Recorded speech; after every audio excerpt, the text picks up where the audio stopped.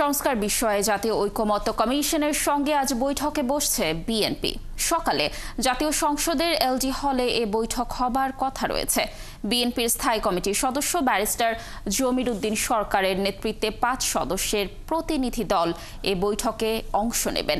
এর মধ্যেই সংবিধান, নির্বাচন ব্যবস্থা, জনপ্রশাসন, পুলিশ, দুর্নীতি দমন কমিশন ও বিচার বিভাগ সংস্কারের বিষয়ে সুনির্দিষ্ট মতামত দিয়েছে দলটি। এর আগে জামায়াতে ইসলাম, এলডিপি, এনসিপি সহ বেশ কিছু রাজনৈতিক দলের সাথেও বৈঠকে বসে কমিশন। তার আগে 5টি সংস্কার কমিশনের গুরুত্বপূর্ণ 166 সুপারিশের বিষয়ে 37টি রাজনৈতিক দল ও জোটের কাছে মতামত চায় ঐকমত্য কমিশন।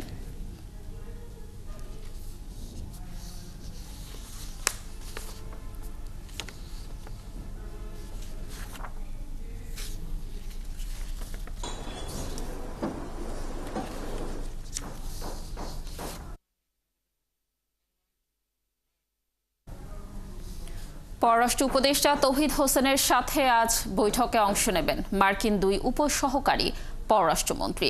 যুক্তরাষ্ট্রের পাল্টা শুল্ক হার ও বাংলাদেশের গণতান্ত্রিক অভিযাত্রা সহ বিভিন্ন বিষয় এই বৈঠকে গুরুত্ব পাবে। দুপুরে পররাষ্ট্র মন্ত্রণালয়ে এই বৈঠকটি হবার কথা রয়েছে। এর আগে বুধবার যুক্তরাষ্ট্রের দক্ষিণ ও মধ্য এশিয়া বিষয়ক উপসহকারী পররাষ্ট্রমন্ত্রী নিকোল চোলিক ও পূর্ব এশিয়া ও প্রশান্ত মহাসাগরীয় অঞ্চল বিষয়ক উপসহকারী পররাষ্ট্রমন্ত্রী অ্যান্ড্রু হেরাপ ঢাকায় এসে পৌঁছান। সফরের প্রথম দিনে বিএনপি, জামায়াত ও এনসিপি সহ ঢাকায় নিযুক্ত মার্কিন দূতাবাসের কর্মকর্তাদের সাথেও বৈঠক করেন। বাংলাদেশের আগামী নির্বাচন, দেশের অর্থনৈতিক ও বাণিজ্যিক পরিস্থিতি, যুক্তরাষ্ট্রের আরোপ করা পাল্টা শুল্ক হার আর দেশের গণতান্ত্রিক অভিযাত্রা আলোচনায় গুরুত্ব পেয়েছে।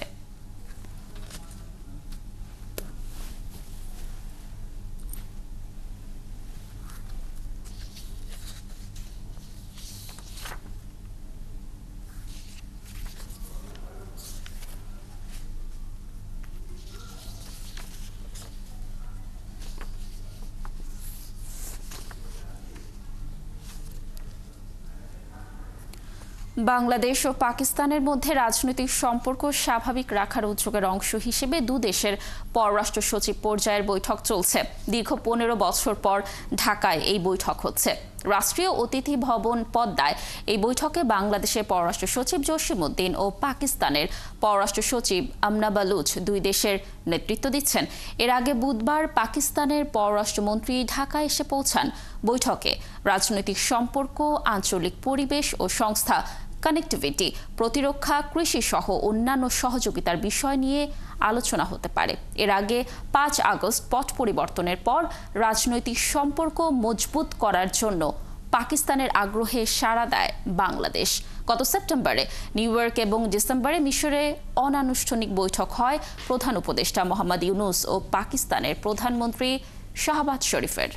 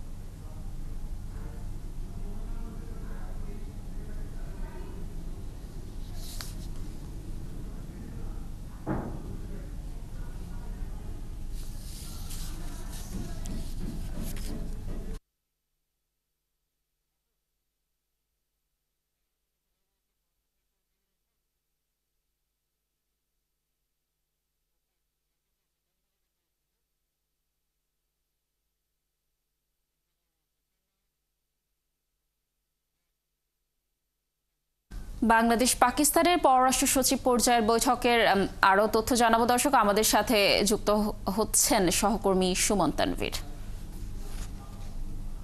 তানভীর, বৈঠক তো শুরু হয়েছে। এই বৈঠক 2 দেশের সম্পর্কের জন্য কতটা ফলপ্রসূ হতে পারে বলে মনে করা হচ্ছে, জানাবেন আমাদের।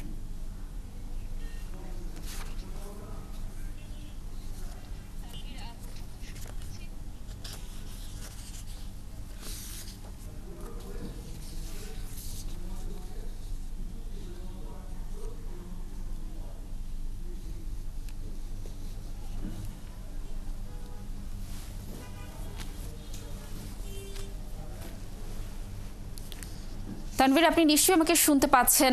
দর্শকদের যেমনটি জানাচ্ছিলাম যে বৈঠক ইতোমধ্যে শুরু হয়ে গেছে এবং দীর্ঘ 15 বছর পর এই বৈঠক হচ্ছে। দুদেশের সম্পর্কের জন্য কতটুকু ফলপ্রসূ হবে বৈঠক, কি তথ্য রয়েছে?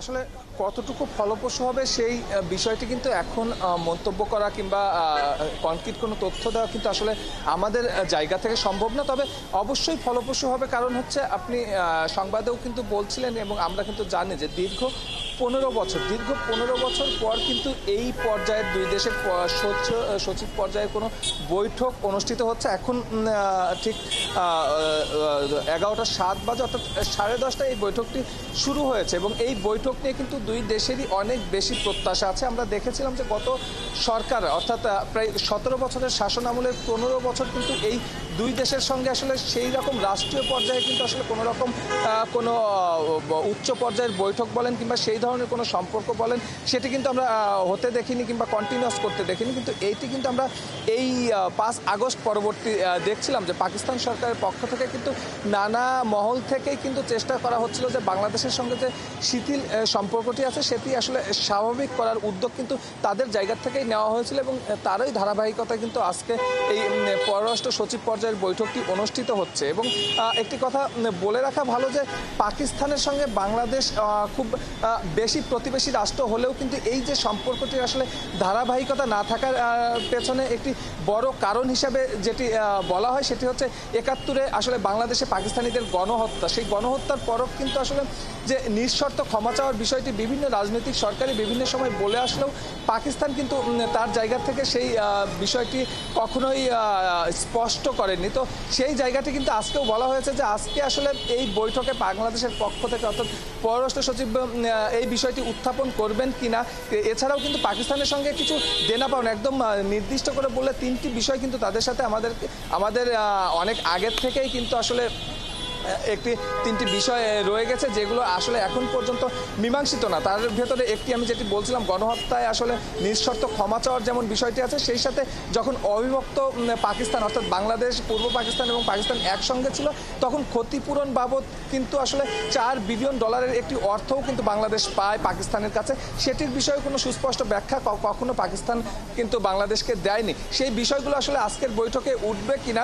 এছাড়া কিন্তু আরেকটি বড় বিষয় যেগুলো আমরা বিগত সরকারের আমলে যেগুলো দেখেছি যে কারণে আসলে সম্পর্কগুলো এত শিথিল ছিল, তার একটি বড় কারণ হিসাবে যারা আসলে রাজনৈতিক বিশেষজ্ঞ কিংবা রাজনৈতিক বিশেষজ্ঞরা আছে তারা যেটি বলে থাকেন যে যেহেতু বাংলাদেশের পররাষ্ট্রনীতি অনেকটাই ভারত নির্ভর ছিল বিগত সরকারের আমলে, ভারত যেহেতু চায়নি পাকিস্তানের সাথে একটি সুষ্ঠু সম্পর্ক স্বাভাবিক সম্পর্ক থাক, সেই জায়গা থেকে কিন্তু বাংলাদেশ সরকার পাকিস্তানের সাথে কখনোই একটি কন্টিনিউয়াস অর্থাৎ ধারাবাহিক সম্পর্কের ভেতরে যায়নি। তো একদম সম্পর্কের ভেতরে না গেলেও ব্যবসা বাণিজ্য কিংবা পররাষ্ট্রের যে প্রতিরক্ষা খাতের যে বিভিন্ন ট্রেনিং বলেন কিংবা বিভিন্ন কিছু আদান প্রদান বলেন সেগুলো কিন্তু থেমে থাকেনি। আমরা দেখছিলাম কিংবা আমরা যেটি জেনেছি যে 2022-23 অর্থ বছরেও কিন্তু বাংলাদেশের সাথে পাকিস্তানের একটি ভালো বাণিজ্য সম্পর্ক রয়েছে, অর্থাৎ প্রায় $931 মিলিয়ন কিন্তু বাণিজ্যিক সম্পর্ক। তানভীর, আপনি থাকুন সেখানে, তথ্য সংগ্রহ করতে থাকুন। আমরা নিশ্চয়ই এই বৈঠকের ব্যাপারে আরও তথ্য জানার জন্য আপনার সাথে পরবর্তী সংবাদে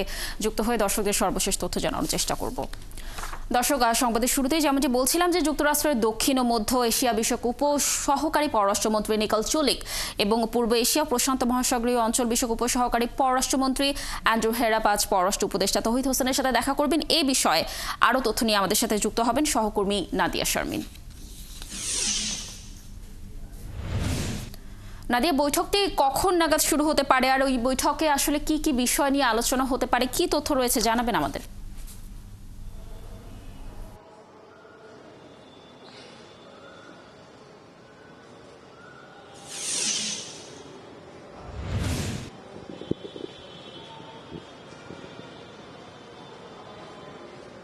ধন্যবাদ কানিজ। বাংলাদেশ সরকারের এই বর্তমান যে অন্তর্বর্তীকালীন সরকার আছে সেটা দায়িত্ব নেওয়ার পরে মার্কিন যুক্তরাষ্ট্রের সরকারের সবচেয়ে উচ্চ পর্যায়ে বলা যায় এটি বৈঠক, এবং এই ধরনের সফরের মধ্য দিয়ে কিন্তু অনেক কিছু পাওয়ার আছে বাংলাদেশের। এবং মূলত যদি বলি এই 3 থেকে 4 দিনের যে সফরটি রয়েছে, এই সফরের মধ্যে গতকাল বিভিন্ন রাজনৈতিক দলের সাথে এবং মার্কিন দূতাবাসের কর্মকর্তাদের সাথে বৈঠকটি তাদের হয়েছে। আজকে মূলত বৈঠক হওয়ার কথা ছিল পররাষ্ট্র উপদেষ্টা এবং জাতীয় নিরাপত্তা উপদেষ্টা সহ সরকারের সবচেয়ে গুরুত্বপূর্ণ যে ব্যক্তিরা রয়েছেন নেতৃস্থানীয় তাদের সাথে, কিন্তু আজকে সকালে যে বৈঠকটি হওয়ার কথা ছিল বলে আমরা জেনেছিলাম, সেটি আমরা এখন পর্যন্ত জেনেছি 1:30টার দিকে হতে পারে। 1:30টার দিকে যদি এই বৈঠকটি শুরু হয় বা 2টার দিকে শুরু হয় তখন আমরা জানাতে পারবো এই বিষয়ে কি হবে। তবে এখন পর্যন্ত যেটি জানা যাচ্ছে, বাংলাদেশ সফরের ক্ষেত্রে কিন্তু কয়েকটি গুরুত্বপূর্ণ বিষয় রয়ে গেছে। প্রথম গুরুত্বপূর্ণ যে বিষয়টি রয়ে গেছে সেটি হচ্ছে মার্কিন যে ট্রাম্প প্রশাসনের শুল্ক আরোপের বিষয়টি। শুল্ক আরোপের যে বিষয়টি যদিও 1 মাসের জন্য স্থগিত হয়েছে, কিন্তু এরপরও কিন্তু সেই বিষয়টি নিয়ে সমাধানের একটি পথ খোঁজার জন্য খুব জরুরি প্রয়োজন রয়েছে বাংলাদেশের জন্য, যেহেতু এটি একটি গুরুত্বপূর্ণ শুল্ক বিষয়টি খুবই গুরুত্বপূর্ণ একটি আলোচনার বিষয় হয়ে দাঁড়ায়। তো সেই শুল্ক আরোপের বিষয়টি নিয়ে একটি সমাধান খুঁজতে তাদের সাথে আলোচনা হতে পারে। তার পাশাপাশি আপনি জানেন রোহিঙ্গা বিষয়ক যে আলোচনাটি রয়েছে সেটিও খুবই গুরুত্বপূর্ণ, এবং বাংলাদেশ চাচ্ছে রোহিঙ্গা যে অংশটি আছে তার প্রত্যাবাসন শুরু হোক। আবার মায়ানমারের পরিস্থিতিও বিবেচনা করতে হচ্ছে, এর মধ্যে থেকে একটি সমাধান খোঁজা, এবং পাশাপাশি যে সীমান্ত কেন্দ্রিক মায়ানমারের যে সংঘাতপূর্ণ অবস্থা সেই বিষয়ে বাংলাদেশের নিরাপত্তা, সব মিলিয়ে মায়ানমার সমস্যা এবং রোহিঙ্গা সংকট এইটি একটি আলোচনার গুরুত্বপূর্ণ বিষয় হয়ে দাঁড়ায়। তার পাশাপাশি গুরুত্বপূর্ণ হয়ে দাঁড়ায় বাংলাদেশের ভেতরে যে সংস্কার প্রক্রিয়া চলছে সেটি, এবং সামনে নির্বাচন এবং সংস্কার, এবং এর মধ্যে থেকে বাংলাদেশ গণতান্ত্রিক উত্তরণের পথে কিভাবে যেতে পারে, এই পুরো আলোচনার বিষয়টি কিন্তু এই তাদেরকে বোঝানো, এবং বাংলাদেশ এখন কিসের মধ্যে দিয়ে যাচ্ছে, কি অবস্থানে যেতে চায়, এই যে সার্বিক অবস্থান থেকে সরকারের যে অগ্রগতি, সরকারের যে অবস্থান, সবকিছু বোঝানো, সবকিছু তাদেরকে অবহিত করা, এবং আন্তর্জাতিকভাবে যে গ্রহণযোগ্যতা তৈরি সংস্কার প্রক্রিয়ার জন্য দরকার, সেই সবকিছু মিলিয়েই কিন্তু কাজ করার একটি বিষয় রয়েছে, এবং সেই সংক্রান্ত সব আলোচনাগুলোই কিন্তু হবে। এই বিষয়টি এখন পর্যন্ত জানা যাচ্ছে, যদি আমরা অপেক্ষা করছি 1:30 থেকে 2টার মধ্যে তারা যখন আসবেন এখানে, তখন হয়তো আমাদের যে পররাষ্ট্র উপদেষ্টা রয়েছেন এবং জাতীয় নিরাপত্তা উপদেষ্টা রয়েছেন তাদের সাথে বৈঠক হবে। পাশাপাশি আমরা যতদূর জেনেছি প্রধান উপদেষ্টা ডক্টর মোহাম্মদ ইউনূস তার সাথেও বৈঠক হওয়ার কথা রয়েছে, এবং উচ্চ পর্যায়ে যে বৈঠকগুলো হবে তার পরবর্তীতে হয়তো এই যে আমরা যে সংকটগুলোতে ভুগছি সেই সংকটগুলো উত্তরণের পথে তাদেরকেও পাশে আমরাও আশা করছি প্রত্যেকটি সংকট যেগুলো রয়েছে, যে ব্যাপারে আজ বৈঠক হবে বা আলোচনা হবে, তার একটি ফলপ্রসূ সিদ্ধান্ত আসুক। ধন্যবাদ নাদিয়া আমাদের সাথে যুক্ত থাকার জন্য। আপনি থাকুন সেখানে, আমরা পরবর্তীতে আবার নিশ্চয়ই আপনার সাথে যুক্ত হয়ে সর্বশেষ তথ্য জানার চেষ্টা করব। 6 দফা দাবিতে পলিটেকনিক ইনস্টিটিউটের শিক্ষার্থীদের রেলপথ ব্লকেট কর্মসূচি শিথিল করা হয়েছে। শিক্ষা উপদেষ্টার সাথে বৈঠক শেষে কর্মসূচির বিষয়ে পরবর্তী সিদ্ধান্ত জানাবেন শিক্ষার্থীরা। এর আগে বুধবার সকালে পলিটেকনিক শিক্ষার্থীরা 6 দফা দাবি আদায়ে রাজধানীর তেজগাঁওয়ে 7 রাস্তা মোড়ে জড়ো হয়ে বিক্ষোভ ও অবস্থান কর্মসূচি শুরু করেন। এরপর সারা দেশে রেলপথ ব্লকেট কর্মসূচি ঘোষণা করেন তারা। ঢাকার শিক্ষার্থীদের সঙ্গে সংহতি জানিয়ে সারা দেশে জেলায় জেলায় সড়ক অবরোধ কর্মসূচি পালন করেন শিক্ষার্থীরা। দিনভর বিক্ষোভ অবরোধের পর বৈঠক করার দাবি পূরণ না হওয়ায় সন্ধ্যায় নতুন কর্মসূচি ঘোষণা দেয় আন্দোলনরত শিক্ষার্থীরা। ঘোষণা অনুযায়ী আজ সকাল থেকে ঢাকা সহ সারা দেশে রেলপথ ব্লকেট কর্মসূচি পালন করার কথা ছিল তাদের।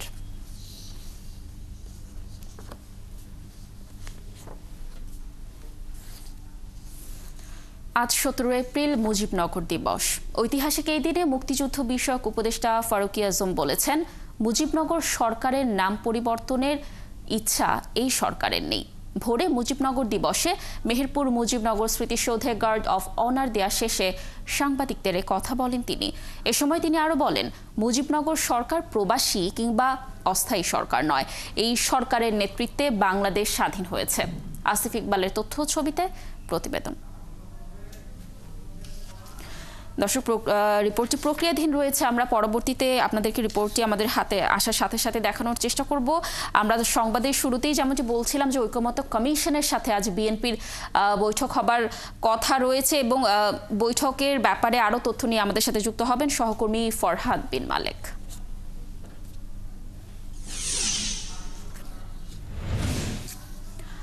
ফরহাদ, বৈঠকে বিএনপির পক্ষ থেকে কারা কারা অংশ নিচ্ছেন একটু জানাবেন আমাদের, এবং দলটি তাদের সংস্কার প্রস্তাবে কি কি মতামত আসলে তুলে ধরছে, কি তথ্য রয়েছে?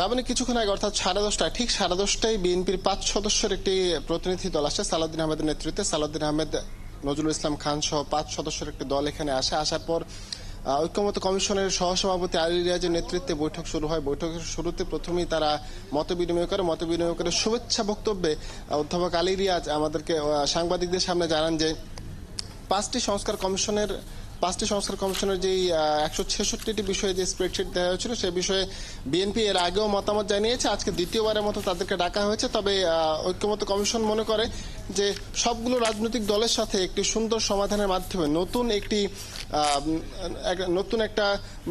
একটা পদ্ধতি, নতুন একটা বিষয়ের উন্মোচন হবে, যার মাধ্যমে আগামী দিনের সংবিধান, আগামী দিনের বাংলাদেশের রাজনীতির একটা নতুন দ্বার উন্মোচন হবে বলে তিনি মনে করেন। আর বিএনপির পক্ষ থেকে নজরুল ইসলাম খান, স্থায়ী কমিটির সদস্য নজরুল ইসলাম খান সাংবাদিকদের সামনে জানান যে এমন একটা সংস্কার দরকার যে সংস্কারটা আসলে খুব বেশি বিলম্বিত না হয়, যার ফলে মানুষের যে সংস্কারের প্রতি আকাঙ্ক্ষা, যে পরিবর্তনের আকাঙ্ক্ষা, সেই আকাঙ্ক্ষাটা নষ্ট হয়ে যায়। এই বিষয়টাতে তিনি গুরুত্ব দেওয়ার জন্য জানান এবং তিনি এটাও উল্লেখ করেন স্পষ্ট করে যে যত সংস্কার এই পর্যন্ত হয়েছে সবচেয়ে বেশি সংস্কারের কথা এবং সবচেয়ে বেশি সংস্কার কিন্তু এই বিএনপি করেছে। একেবারে শুরু থেকেই শহীদ প্রেসিডেন্ট জিয়াউর রহমানের আমল থেকেই বাংলাদেশে যে সংস্কারের সূচনা হয়েছিল সেই সংস্কারটা বিএনপি ধরে রেখেছে এবং বিএনপি প্রথমে 31 দফা সংস্কারের প্রস্তাব দিয়েছিল বলে তিনি এই বিষয়ে এখানে জানিয়েছেন। দ্বিতীয়বারের মতো বিএনপি এসেছে। আজ দিনব্যাপী বৈঠকটি চলার কথা রয়েছে। প্রথম দফায় আমরা যতটুকু জানতে পেরেছি, দ্বিতীয় দফায় আবারও বিএনপির সাথে, যেহেতু সবচেয়ে বৃহত্তম রাজনৈতিক দল, একদিনে তাদের সাথে বৈঠক শেষ করা সম্ভব হবে না বলে মনে করছে জাতীয় ঐক্যমত্য কমিশন, যার কারণে তাদের সাথে 2 দিনের একটি বৈঠকের দিন ধার্য করেছে। আজকে দিনব্যাপী বৈঠকটি হবে, মতবিনিময় হবে, এরপর আরো একটি দিন ধার্য করা হবে। বৈঠক চলছে, বিভিন্ন বিষয়ে তারা ঐক্যমত পোষণ করেছিল, বিভিন্ন বিষয়ে বিএনপি মতামত দিয়েছিল এবং বেশ কিছু বিষয়ে তারা দ্বিমত পোষণ করেছিল।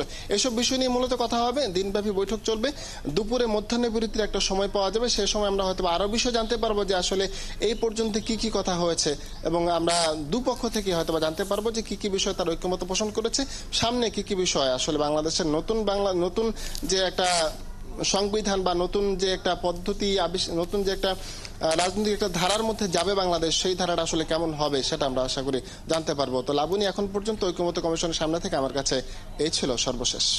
ফরহাদ, অসংখ্য ধন্যবাদ আমাদের সাথে যুক্ত থাকার জন্য। আমরা নিশ্চয়ই পরবর্তীতে আপনার সাথে যুক্ত হয়ে দর্শকদের সর্বশেষ তথ্য জানার চেষ্টা করব। আজ 17 এপ্রিল মুজিবনগর দিবস।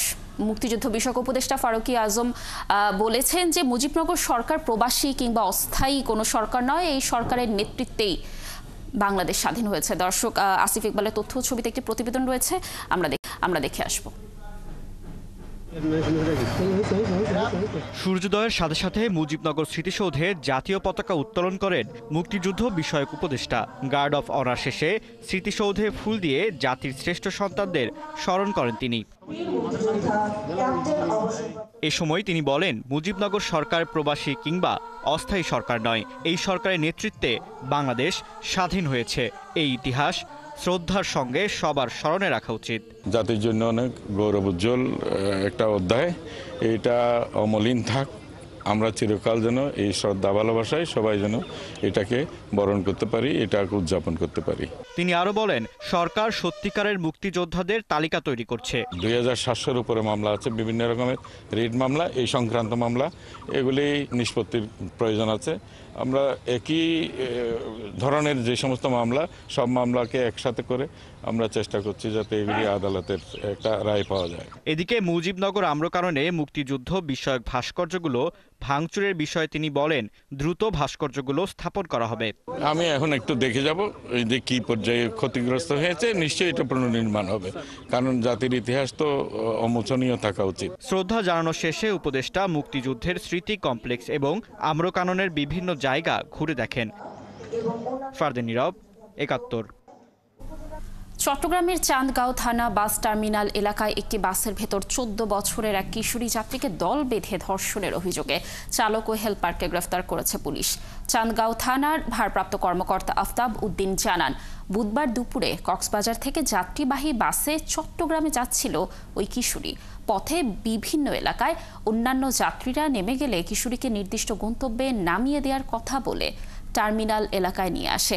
সেখানে মঙ্গলবার সন্ধ্যা থেকে বুধবার ভোর পর্যন্ত দল বেঁধে ধর্ষণ করে চালক তারেক, হেলপার হানিফ ও অভিযুক্ত সুপারভাইজার মোবারক হোসেন। পরে কিশোরীকে তারা ছেড়ে দিলে তার অভিযোগের ভিত্তিতে চালক ও হেলপারকে গ্রেফতার করা হয়। পলাতক সুপারভাইজারকে ধরতে অভিযান চলছে বলেও জানিয়েছেন তিনি।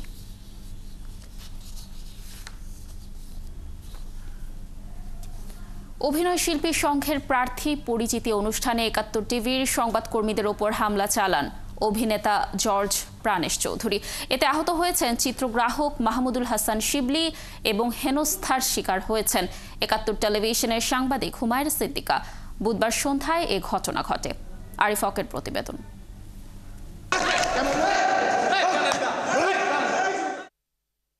ছোট পর্দার অভিনয় শিল্পীদের সংগঠন অভিনয় শিল্পী সংঘের নির্বাচন ১৯ এপ্রিল। বুধবার বিকেলে শিল্পকলায় প্রার্থীদের পরিচিতি অনুষ্ঠানে সংগঠনটির সদস্য অভিনেতা জর্জ প্রাণেশ চৌধুরী বারবার অনুরোধ করছিলেন তার পছন্দের সহসভাপতি পদপ্রার্থী আশরাফ টুলুর সাক্ষাৎকার নেয়ার। তার কথা মতো আশরাফ টুলুর সাক্ষাৎকার না নেয় সংবাদকর্মীদের উপর চড়াও হয় প্রাণেশ। তার পছন্দের প্রার্থীদের সাক্ষাৎকার না নিলে শিল্পকলায় কোনো তারকা প্রার্থীর ইন্টারভিউ না নিতে দেওয়ার হুমকি দেন। আর এই ঘটনার প্রতিবাদ করলে ৭১ টিভির চিত্রগ্রাহক শিবলিকে মারধর করেন প্রাণেশ। আপনার প্রাণেশ চৌধুরী নামের এক লোক, তার প্রার্থী টুলু, তার বাইট নিতে বলে আমাদেরকে।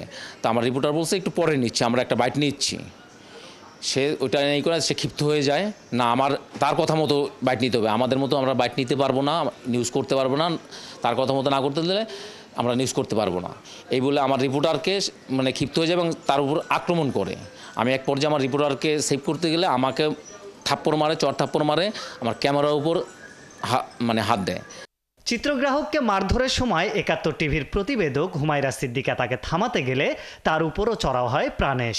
অকথ্য ভাষায় গালিগালাজ করে দেখে নেয়ার হুমকি দেয়। আমরা আজকে শিল্পকলাতে গিয়েছিলাম অভিনয় শিল্পী সংঘের নির্বাচনের প্রার্থী পরিচিতিদের প্রোগ্রামে। প্রাণেশ নামের যিনি হচ্ছেন অভিনয় শিল্পী সংঘের একজন মেম্বার, উনি অনেকক্ষণ যাবৎ ধরেই পিছে ঘুরঘুর করছিলেন সব মিডিয়ার যে টুলু নামের একজনের বাইট নেওয়ার জন্য।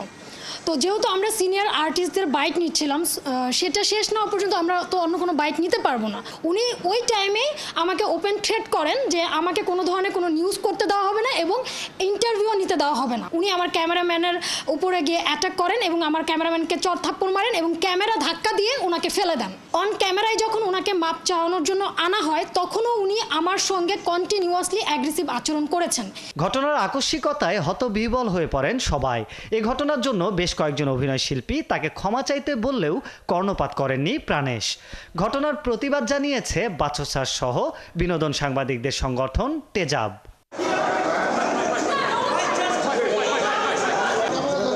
আরিফ হক, ৭১, ঢাকা। চলতি অর্থ বছরে বাংলাদেশের জিডিপি গ্রোথ ৩.৯% নেমে আসবে বলে পূর্বাভাস দিয়েছে এডিবি, যার সাথে একমত সিপিডির সম্মাননীয় ফেলো মোস্তাফিজুর রহমানও। তার মতে টালমাটাল অবস্থায় থাকা সামষ্টিক অর্থনীতি আস্তে আস্তে স্থিতিশীল হলেও এর ফল পেতে অপেক্ষা করতে হবে বলেও মন্তব্য করেন তিনি। তবে এডিবি কিসের ভিত্তিতে জিডিপি পূর্বাভাস দেয় সে প্রশ্ন রেখেছেন বিআইডিএস এর গবেষণা পরিচালক কাজী ইকবাল। অনুপ অধিকারী তরুণ জানাচ্ছেন বিস্তারিত। পট পরিবর্তনের পর আর্থিক সংকট, ব্যবসায়িক স্থবিরতা ও রাজনৈতিক অস্থিরতার কারণে ২০২৪-২৫ অর্থ বছরে জিডিপি গ্রোথ টার্গেট কমিয়ে ৫.২৫% নির্ধারণ করেছে অন্তর্বর্তী সরকার। এর আগে এ হার ধরা হয়েছিল ৬.৭৫%। তবে বাংলাদেশের জিডিপি গ্রোথ নিয়ে এবার বেশি মাথা ব্যথা হচ্ছে আন্তর্জাতিক সংস্থাগুলোর। আর এ কারণে বরাবরের মতো এবারও ওয়ার্ল্ড ব্যাংক, IMF ও ADBর মতো প্রতিষ্ঠান বাংলাদেশের জিডিপি গ্রোথ নিয়ে পূর্বাভাস দিচ্ছে। গত 9 এপ্রিল ADB ঢাকা থেকে পূর্বাভাস দেয় চলতি অর্থ বছর বাংলাদেশের জিডিপি গ্রোথ হবে 3.9%। বাংলাদেশের পোশাক খাতে রপ্তানি বৃদ্ধি সত্ত্বেও রাজনৈতিক পরিবর্তন, প্রাকৃতিক দুর্যোগের ঝুঁকি, শিল্পে অস্থিরতা এবং উচ্চ মুদ্রাস্ফীতির কারণে জিডিপি প্রবৃদ্ধির গতি কমে চলতি অর্থবছরে 3.9% হবে বলে মনে করে ADB।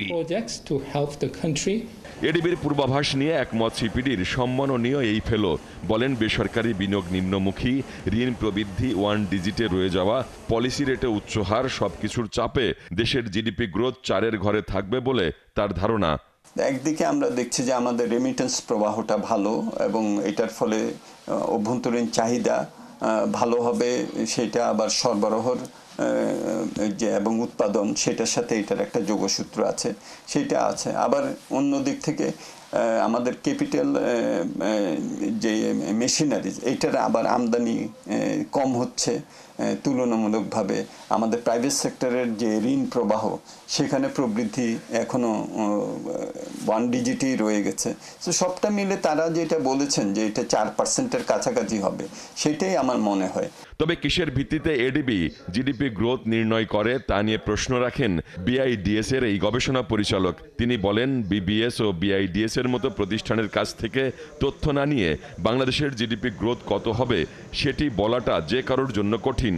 হ্যাঁ, আমি জানি না আসলে তারা কোন তথ্যের বেসিসে ওরা এই ধরনের প্রজেকশন এত স্ট্রংলি বলে। হ্যাঁ, আমরা বলতে পারি যে হ্যাঁ এরকম একটা ইন্ডিকেশন আছে, এটা হতে পারে, এইভাবে বলা যেতে পারে, কিন্তু এটা হবে এগুলো বলা খুব কঠিন। Just not the figure. হ্যাঁ, এরকম আরও অনেকেই অনেক ধরনের এস্টিমেটস বলে। আমরা তো দেখেছি যে বিভিন্ন সময় ওয়ার্ল্ড ব্যাংক একটা বলেছে, IMF একটা বলেছে, ADB একটা বলেছে, বিভিন্ন গ্রোথ এস্টিমেটস আমরা দিয়েছি। একই ইনফরমেশন যদি আমার থাকতো তাহলে তো এতটা ডিফারেন্ট হওয়ার কথা না। তার মানে আমার প্রজেকশনে একটা ডিফারেন্স আসছে। এই প্রজেকশনটা কে কিভাবে করছে এটা খুব একটা ট্রান্সপারেন্ট না। তবে আগামী অর্থ বছরে অর্থনীতি পুনরুজ্জীবিত হবে এবং জিডিপি গ্রোথ 5.1% উন্নীত হবে বলে আশা করছে ADB। অনুপ অধিকারী, তরুণ, 71, ঢাকা।